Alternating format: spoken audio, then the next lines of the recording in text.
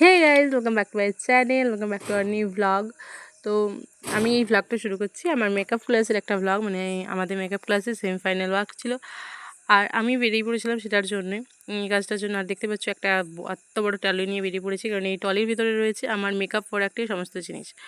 তো তারপর আমি অপেক্ষা করছিলাম বাসের জন্য। আর ওই যে দেখো দূরে বাস দেখা যাচ্ছে, তো বাসটা আসছে। আর যত বাসটা আসছে তত আমারও হার্টবিট বেড়ে যাচ্ছে, কারণ আমি তো অনেক লেটে প্রোডাক্ট পেয়েছি, তাই আমার প্র্যাকটিসও সেভাবে হয়নি, তাই কীভাবে কাজটা করব সেটাও নিয়ে মনে একটা ভয় ছিল। যাই হোক, সেই ভয়টা নিয়ে বাসে উঠে গিয়েছিলাম। আর এই রাস্তার ভিডিও দেখাতে আমার তো ভীষণ ভালো লাগে, কারণ কোথাও যাওয়ার একটা বিরাট, যখন বাসে থাকি বা বাইকে থাকি একটা আলাদাই অনুভূতি ফিল হয়। তো যাই হোক, তোমরা যদি কেউ এই রাস্তাটা চিনতে পারছো তো অবশ্যই আমাকে কমেন্ট করো। তো তারপর বেরিয়ে পড়েছিলাম, আমাকেও একটু দেখিয়ে নিচ্ছিলাম যে দেখো আমি কীভাবে জেনারেশন করছি, আমার মনে তো একটা বিরাট ভয় কাজ করছিল। তো তারপর যা হোক আমরা পৌঁছে গিয়েছিলাম।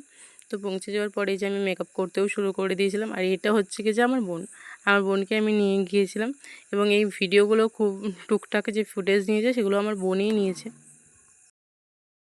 তাই খুব একটা বেশি ফুটেজ আমি নিতেও পারিনি, কারণ আমার পক্ষে তো ফুটেজ নেওয়া কোনো মতেই সম্ভব ছিল না। তাই বোন যা নিচ্ছিল, আর দাদা একটা ফুটেজ নিয়ে দিয়েছে, মানে যেখানে আমরা দেখাচ্ছি সবাই মেকআপ করছি।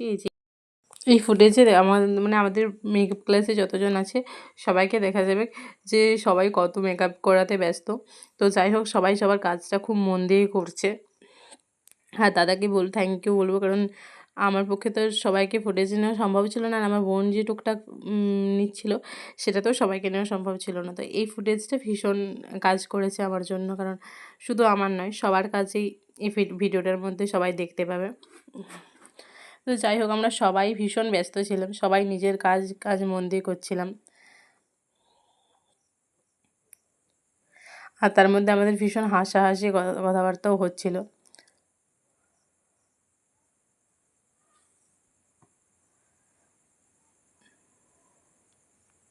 যাই হোক, আমি তো এমনিতে একটু টেনশনে আছি, কারণ আমি তো বললামই আগে যে আমার ঠিকঠাকভাবে প্র্যাকটিস হয়নি। তো এই যে দেখো, মেকআপ লুকটা যা হোক কিছুটা সেট করে আমি হেয়ারটা করছিলাম। তো আমার আমি যে কেমন করছি সেটা অবশ্যই তোমরা জানাবে। তারপর মাঝখানটা এখানে কী একটা হয়ে গেছে, বোন বলছে দেখ এটাতে কী হয়েছে। বললাম ঠিক আছে, ঠিক করে দিচ্ছি।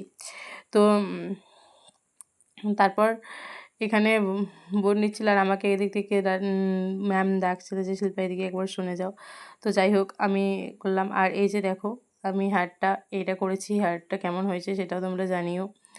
আর এই যে দেখো একদম ফাইনাল লুক। আমি জানি হয়তো খুব একটা ভালো কিছু করতে পারিনি, তাই যাই হোক যতটুকু পারি চেষ্টা করেছি। আর আমার কাজ যদি তোমাদের ভালো লেগেছে তাহলে অবশ্যই তোমরা তোমাদের স্পেশাল দিনে আমায় বুক করতে পারো। বুকিং এখন চলছে। তো তোমরা অবশ্যই কমেন্টে করো যে আমার সাজানোটা কেমন হয়েছে। আবার সাজাতে সাজাতে এটা আরও অনেক আপগ্রেড হবে বলে আমি নিজে মনে করি। কিন্তু যাই হোক, এখন তোমরা আর এখানে মেকআপ ক্লাসে শেষে যারা মডেল এসেছিলো, সবাই যাদেরকে নিয়ে এসেছিলো তাদের একটু ফটোগ্রাফি হচ্ছিলো। তো ভিতরে ফটোগ্রাফি তো হয়েছে ক্যামেরাতে।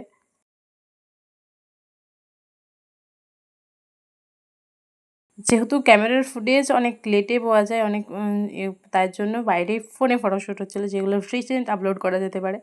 তো যাই হোক, আমি সেটা করে বেরিয়ে বললাম আমি আর ছবি তুলতে পারছি না, আমি ভীষণ টায়ার্ড হয়ে পড়েছি। তো তারপরে এই যে দেখো আমার ট্রলি নিয়ে আমি বেরিয়ে পড়ছি। আর যেহেতু আমাদের মেকআপ ক্লাসটা ছিল দোতলাতে, তো সেখান থেকে এই এত একটা ভারী ট্রলি নিয়ে নামা আমার পক্ষে দুষ্কর ব্যাপার ছিল। তো যাই হোক, আমি তার মধ্যেও টুকটাক ফুটেজ নেওয়ার চেষ্টা করেছি, জোর করে আমার বোনকে দিয়ে এই ফুটেজগুলো আমি নেওয়া করিয়েছি। যাই হোক, বোন ছিল বলে আমার সমস্ত আবদারটা মেনে নিয়েছে। তো তারপর আমরা ওখান থেকে কেমন করে বেরিয়েছি সেটা দেখার জন্য বলছি। এক বোনকে ঠিকঠাকভাবে হেয়ারটাও খুলতে দিইনি, হেয়ারটা দেখতে পাচ্ছ এরকমই আছে। বোনকে বলেছি চল বাড়ি গিয়ে খুলে। তো thank you so much guys আমার পুরো ভিডিওটা দেখার জন্য। Thank you, tata.